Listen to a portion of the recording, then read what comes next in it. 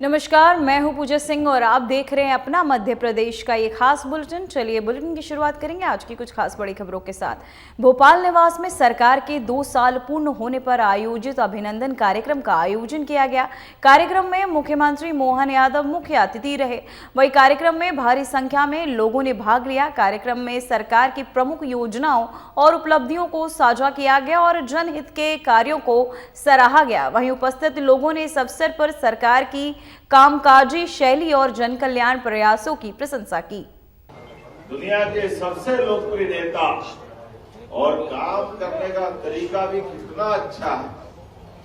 जब हम आज भगवान अयोध्या में उनके धाम में विराजे हुए देखते हैं तो ये कांग्रेस का नकलीपन भी उजागर हो गया, जिसमें लगातार भगवान राम को लेकर के जब देखो तब दंगे कराने का पाप किसी के माथे पे है तो कांग्रेस के माथे हमारे लिए याद रखना चाहिए।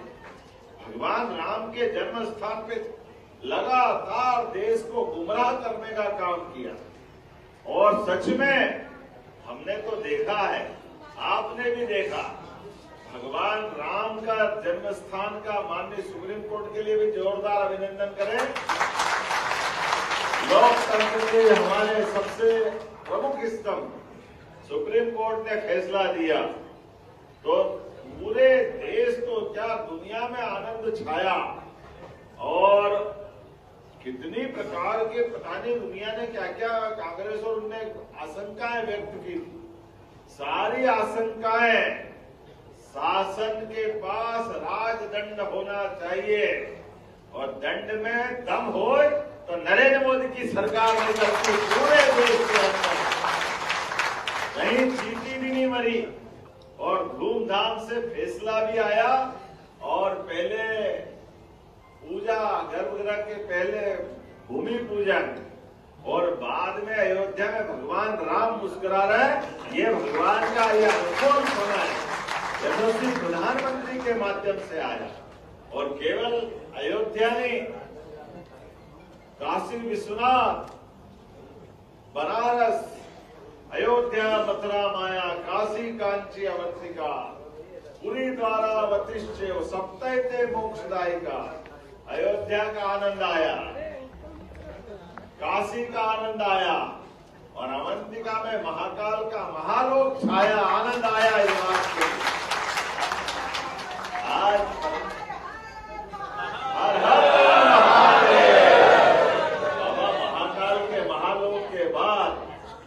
समय आया वो वाकई अद्भुत है।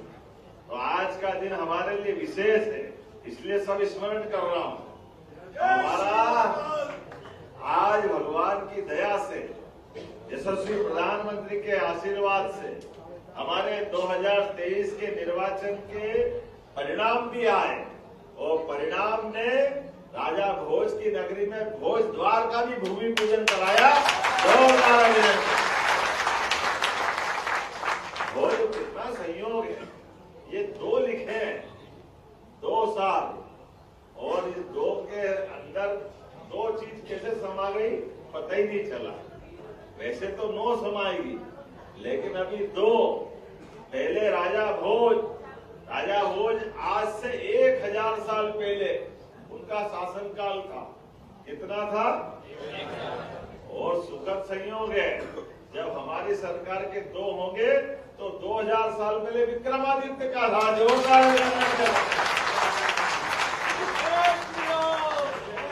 आपके अपने इस भोपाल राजधानी को बने 1956 में राज्य बन गया। अब ये कांग्रेसी कहते हैं आप ये क्या कर रहे हो? हमने क्या वही कर रहे हैं जो तुम्हारे काका जी ने नहीं किया, हम ही कर रहे हैं। ये तुमको करने से किसने रोका था? तुम तो करोगे ही नहीं, तुम्हारे लिए तो तुम्हारे बस की बात ही नहीं है। आप बताओ, भोज, विक्रमादित्य, ये गौरवशाली अतीत हमारा था कि नहीं था? और राजधानी भी हमारी, राज्य भी हमारा और सरकार ने वोट देने के कांग्रेसियों की सरकार बनाई, लेकिन भोपाल राजधानी है तो ऐसे गौरवशाली महापुरुष के नाम पर उनका द्वार बनना चाहिए कि नहीं बनना चाहिए? इसलिए जो गौरवशाली अतीत है हमने तय कर लिया, उसी आधार पर रामेश्वर जी से बात हुई। जोरदार अभिनंदन रामेश्वर जी के लिए भी करें।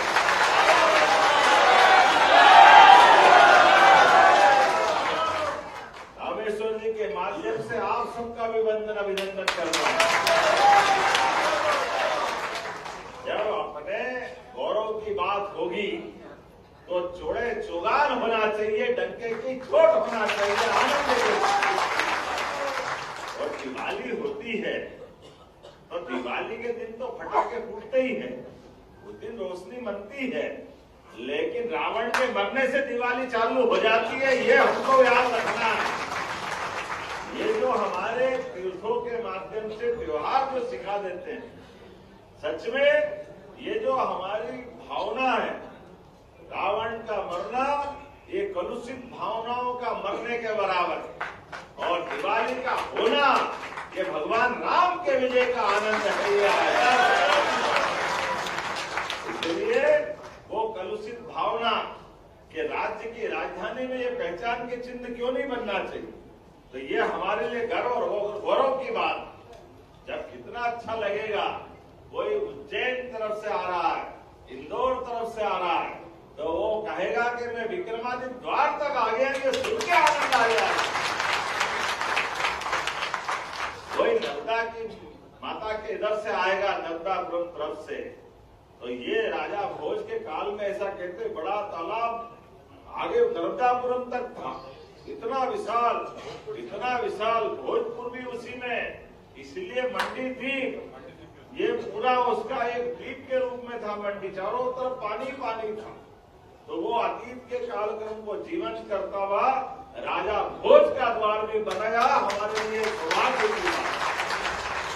और इतना ही नहीं, इससे भी आगे बढ़ करके हमारे लिए सम्राट अशोक का भी 2200 साल पुराना गौरव है।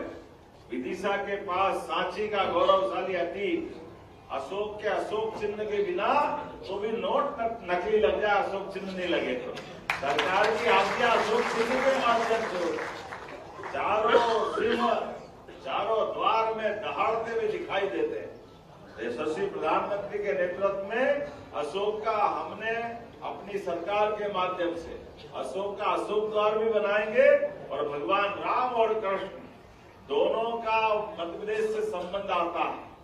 चित्रकूट का धाम भी हमारे पास है। चित्रकूट के घाट पर भई संतन की तुलसीदास चंदन किसे, देखो तुलसीदास जी हमारे, तुलसीदास जी ने घर घर रामायण पहुंचाई। भगवान राम के गौरवशाली अतीत को जन सामान्य की भाषा में पहुंचा कर सारी बातों को बहुत अच्छे से नीचे तक पहुंचाई। तो चित्रकूट का धाम भी हम अच्छा करने वाले हैं, अद्भुत हो रहा है।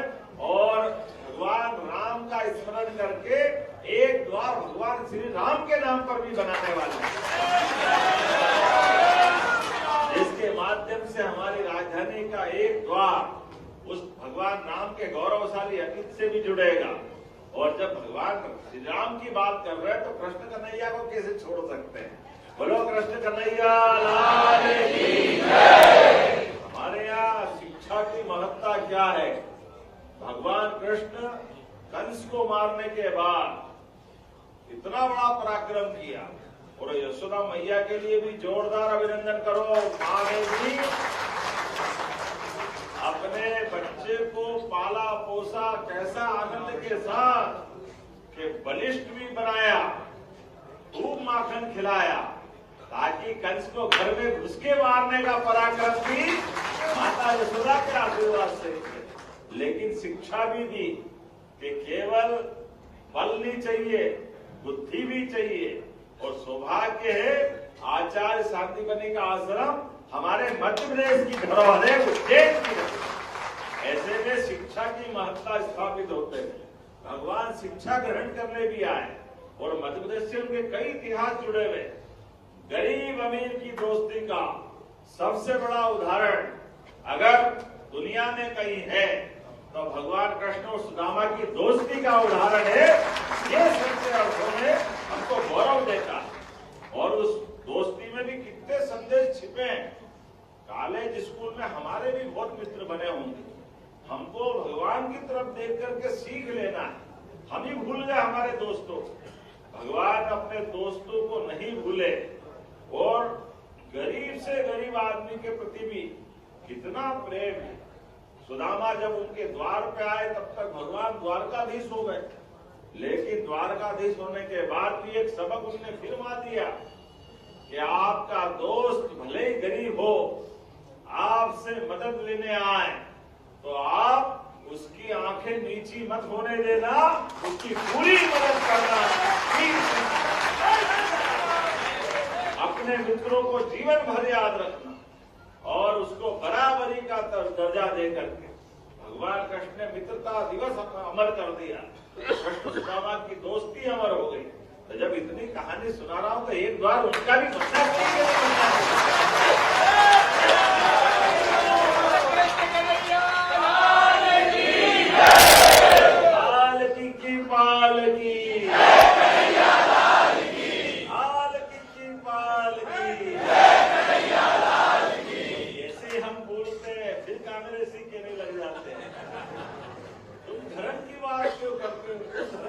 क्यों करते हो? अब कोई इसको कैसे समझाए? अरे हम धर्म की नहीं करे तो अधर्म की करे क्या? ये तुम्हारे जिम्मे छोड़ देते हैं। तुमने तो कभी करा नहीं है तो हमको तो करना ही है। करना चाहिए कि नहीं करना चाहिए? तो हमारी सारे गौरवशाली अतीत, जब एक राज्य की राजधानी बनता है कोई स्थान, तो ये सब उसके पहचान के चिन्ह होना चाहिए कि नहीं होना चाहिए? तो ये सब करने के लिए हम और आप और भाग्यशाली हैं कि राजधानी के अपने सारे निवासी पूरे प्रदेश और देश पे गर्व करते हुए इसके साक्षी बनेंगे। मैं आप सबको बधाई दे रहा हूँ। जोरदार अभिनंदन करें। एक और खास दिन है आपका, उसको भी स्मरण करा रहा हूँ। आज का दिन मध्य प्रदेश के पुत्र ने अपनी एक अलग लोकतंत्र की खूबसूरती, जनता का शासन जनता के द्वारा जनता के लिए बनना चाहिए, तो संविधान निर्माता डॉक्टर भीमराव अम्बेडकर, आज उनका निर्माण दिवस है 6 दिसंबर, और जिनके कारण से दुनिया का सबसे बड़ा लोकतंत्र आज गौरवान्वित होता है, तो हमारा तो और आनंद बढ़ जाता है। इस भारतीय जनता पार्टी ने भारत बोलते ही पूरे देश के गरीब से गरीब आदमी की जिंदगी में भी उसके चेहरे पे मुस्कान आए, उसके जीवन से कष्ट मिटे, वो सारा समाज आनंद में डूबे और वसुदेव कुटुंबकम की भावना को सार्थक करते हुए भारतीय जनता पार्टी की सरकार बनती है। उस संविधान के माध्यम से जब शपथ लेते मोदी जी, तो लोकसभा में जाने के पहले वो लोकतंत्र के पावन मंदिर पे चरण स्पर्श करके आशीर्वाद लेते और संविधान को प्रणाम करते। जोरदार अभिनंदन करो। ये है हमारी भावना। और ये उस पप्पू को जवाब तो संविधान की लाल किताब का गुटका पता नहीं कहां से लाता है, पता ही नहीं चल रहा। संविधान पवित्र है, बड़ा है। असली संविधान के अंदर भगवान श्री राम के भी चित्र है, भगवान कृष्ण के भी चित्र है। वो पूरा असली संविधान, वो मूल कापी को छिपा करके पता नहीं क्या हो जाता है। कोई बात नहीं, जाती रही भावना जैसी तुम्हारी जैसी भावना है। तुम सबको घुमा घुमा के पता नहीं क्या कहाँ ले जाना चाहते हो, तो जनता ने जहाँ तुम पहुंचना चाहते वहीं पहुंचा दिया आपको। संजय जी, आपको आता ही नहीं है तो हम भी क्या करें? हम भी पहले ही कह रहे थे कि ये पप्पू है, समझता नहीं है, जनता ही समझा देती है। अपने जिसके साथ बैठे जहाँ जहाँ पांव पड़े, अब वो ही तो जाएगा साथ में।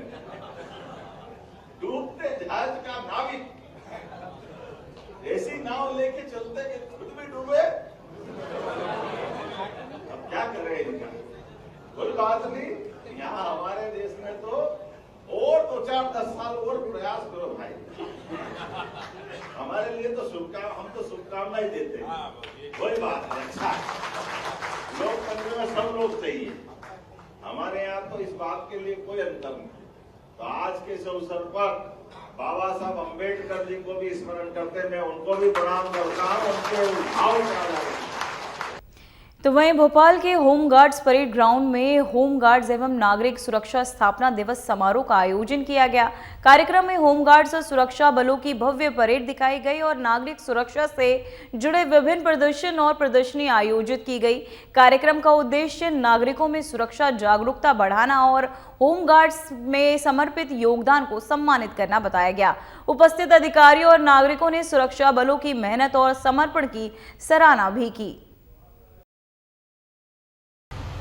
श्रीमद् भागवत में भगवान कृष्ण ने निष्काम सेवा अर्थात बिना स्वार्थ बिना अपेक्षा सत्य निष्ठा के साथ कर्तव्य करने का जो ज्ञान दिया, इसी आदर्श वाक्य के चलते हुए हमारा पूरा होमगार्ड्स का परिवार पूरी निष्ठा सच्चाई समर्पण के साथ देश सेवा में लगा। मैं सभी जवानों का स्वागत करता हूं, अभिनंदन करता हूं। होमगार्ड्स अर्थात घर, होम और गार्ड्स अर्थात घर का प्रहरी, ये हमारे लिए ये अलग प्रकार का एक अपना स्वावलंबी देश प्रेम के साथ अपनी निष्पक्षता के साथ सभी कामों के लिए कर्तव्यरत कोई जवानों का समूह है, तो वो हमारा होमगार्ड्स परिवार है। मैं आपको हर संकट में संकट को हरने वाला, हर कठिनाई में चुनौती को स्वीकार करने वाला और हर सच्चाई के साथ डटे रहने के साहस के रूप में खड़े रहने वाला अडिग जवान के नाते से आपको पाता हूं, आपको बधाई देता हूं। इस नाते से भी होमगार्ड्स केवल ये वस्त्र के आधार पर अपनी पहचान बनाने वाला कोई दल या जवान नहीं है, ये राष्ट्र धर्म का भी प्रतीक है और ये आपदा और विपदा में भी अपनी डटकर भूमिका निभाने वाला भी समूह है। मैं आपको बधाई देना चाहता हूँ। इस नाते से कुछ पंक्तियां हैं। मैं एक सैनिक हूँ, पुलिस हूँ, रक्षक हूँ, प्रहरी हूँ, रात में हूँ और दिन में भी हूँ और जब कहो तब हाजिर हूँ। परेड में भी हूँ, ट्रैफिक में भी हूँ, थाने में भी हूँ। जहाँ जरूरत वहाँ मैं हूँ, जहाँ कम वहाँ मैं हूँ, क्योंकि मैं होमगार्ड्स हूँ। मेरी अपनी ओर से इस 4 पंक्ति के साथ आपको ये आज होमगार्ड दिवस की बधाई देना चाहता हूँ। और खास करके जितने प्रकार से मैं अपने लंबे अलग अलग प्रकार के विद्यार्थी काल से सच में आपकी भूमिका को देख करके वाकई में आपको नमन करने की इच्छा होती है। आपको बधाई देना चाहता हूँ आपकी दक्षता के लिए, कर्तव्य निष्ठा के लिए, क्योंकि कई सारे कारण से आप न तो पुलिस से कम पढ़ते हैं, ना पुलिस से अलग दिखते हैं। दोनों के साथ रह करके ये जो आपकी भूमिका है, सच में ये अलग भूमिका है। मैं आपको इस नाते से बधाई भी देता हूं। और ये बात सही है कि मध्य प्रदेश में 2014 में एसडीआरएफ का गठन हुआ, तब होमगार्ड, नागरिक सुरक्षा, एसडीआरएफ तीनों ने मिलकर के एक त्रिशूल तैयार किया, जिससे आपदा प्रबंधन में एक नई ऊंचाइयां हासिल हुई। अकेले पिछले वर्ष 5075 नागरिकों को जीवन दान देकर के आपने मानवता को सुरक्षित रखने का जो व्रत निभाया, मैं आपको बधाई देना चाहता हूं, आपका अभिनंदन करता हूं। बाढ़ में आपने देवदूतों की भूमिका अदा की। बाढ़ में सैकड़ों लोगों को रेस्क्यू कर आपने मानवता का धर्म निभाया। मुझे गर्व है, प्रदेश में 82,000 से अधिक नागरिक सुरक्षा वॉलंटियर्स पंजीकृत किए जा चुके हैं। 67,784 वॉलंटियर्स को विशेष आपदा प्रशिक्षण दिया जा चुका है, जिसको हम आपदा मित्र के नाते से भी जानते हैं। मुझे ये बताते हुए भी गर्व है कि भविष्य की आवश्यकताओं को देखते हुए इंदौर नाला मंडल को एसडीआरएफ, होमगार्ड, सिविल डिफेंस आदि को आपदा प्रबंधन जैसे विशेष प्रशिक्षण भी दिया जा रहा है। CS 2028 सामने है।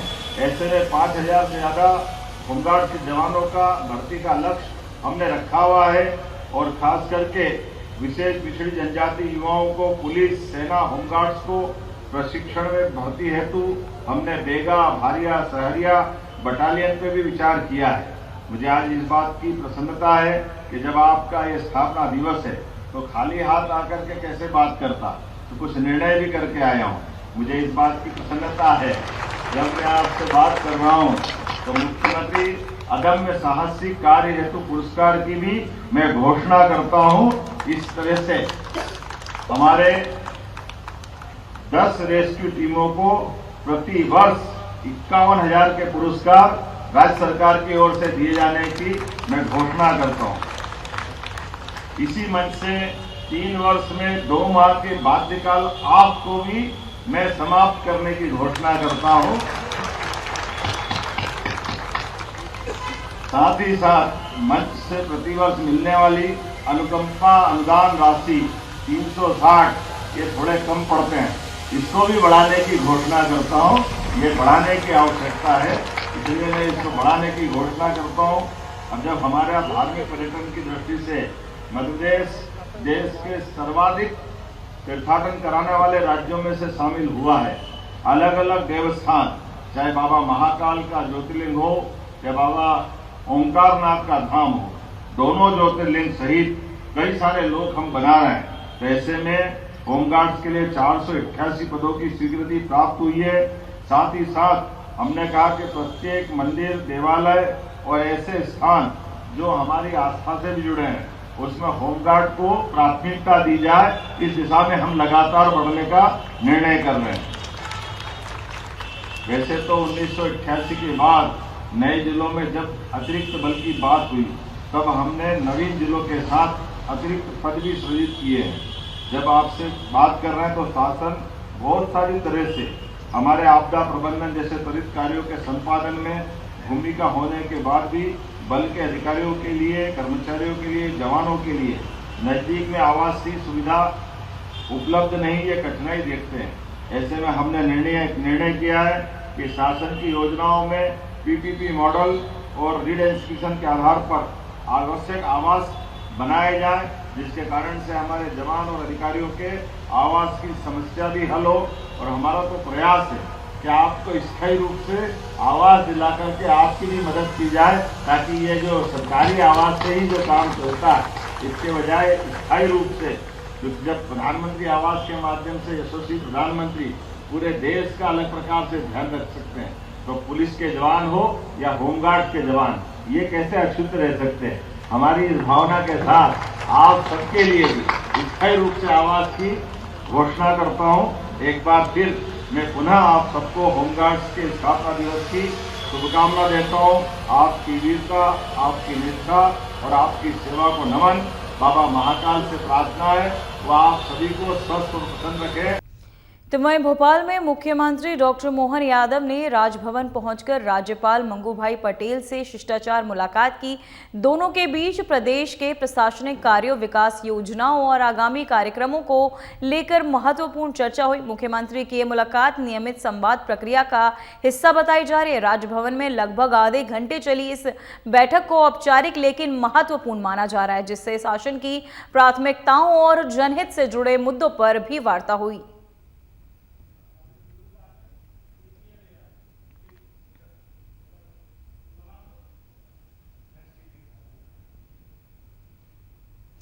तो वहीं भोपाल में बीजेपी विधायक उमाकांत शर्मा ने बड़ा बयान देते हुए कहा कि वे आईएएस संतोष शर्मा के खिलाफ कोर्ट का रुख करेंगे। विधायक उमाकांत शर्मा ने आरोपों पर सरकार से कार्रवाई की उम्मीद जताई है। वहीं उन्होंने कहा कि मामले में उचित कदम न उठे तो न्याय के लिए वे कानूनी कार्यवाही करेंगे। मामला प्रशासनिक स्तर पर गंभीर माना जा रहा है और विधायक के बयान के बाद राजनीतिक हलचल भी तेज हो गई है।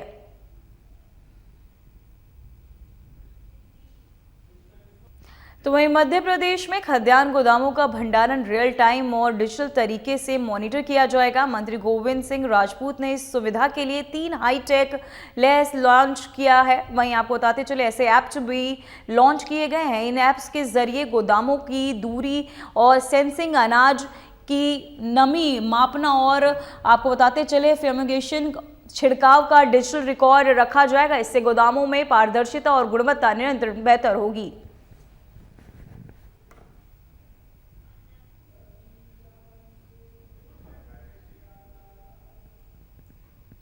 तो वहीं झिरमला सरकारी स्कूल के बच्चों के साथ एक गंभीर मामला सामने आया है। स्कूल प्रशासन द्वारा बच्चों को मिड डे मील में बर्तन साफ करने पर मजबूर किए जाने की जानकारी मिली है। ये स्थिति न केवल बच्चों के अधिकारियों के खिलाफ बल्कि उनकी पढ़ाई और मानसिक विकास पर भी नकारात्मक प्रभाव डाल सकती है।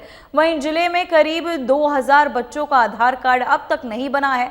इससे उन्हें सरकारी योजनाओं और अन्य सामाजिक सुविधाओं का लाभ लेने में परेशानियों का सामना करना पड़ रहा है। तो वहीं स्थानीय प्रशासन और शिक्षा अधिकारियों से अपेक्षा की जा रही है कि इस मामले में तुरंत कदम उठाएं और बच्चों के हितों की सुरक्षा सुनिश्चित करें।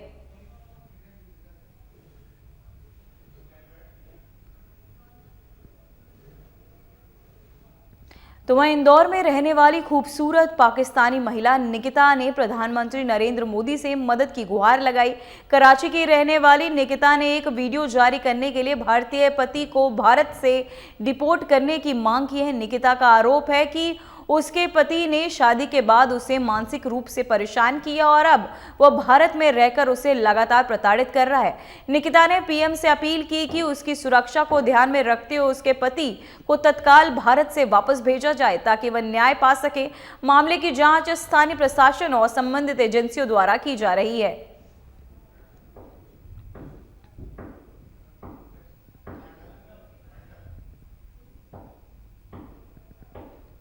फिलहाल खबरों में इतना ही। मुझे दीजिए इजाजत। नमस्कार।